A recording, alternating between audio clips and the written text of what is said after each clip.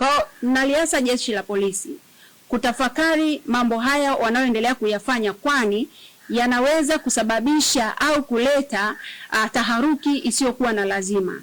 Na labda niseme tu, hata kama kungekuwa na masuala ya kimahakama yanayoihusu Chadema ambayo ndio mlezi wa baraza hili, kwa maana baraza ni moja ya wing ambayo iko ndani ya hiki chama, hata kama kesi hii ingekuwepo, bado jeshi la polisi halina mamlaka ya kutoa tafsiri ya mahakama. Labda kama watuletee barua ya kutuonyesha kwamba kulikuwa kuna court contempt ambayo imeelekeza au imesema kwamba baraza la wanawake wa Chadema linafanya kazi kinyume na maamuzi ya mahakama. Mpaka sasa kesi hii ambayo inazungumziwa ni kesi ambayo tayari ile injunction yake ilisha expire.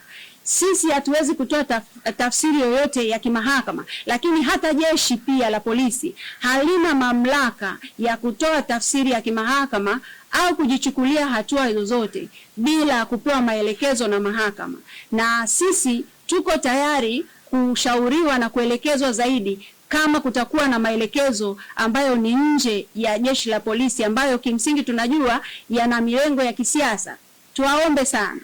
Tunaendelea kusisitiza, wanawake nchi nzima tumejiandaa, tuna mpango wa kusafiri kwenda Msoma kwa ajili ya kusherekea siku hii ya maadhimisho, na tutakuwa pale kwa sababu tunajua hatujavunja sheria, tunafuata kanuni na taratibu zote za nchi.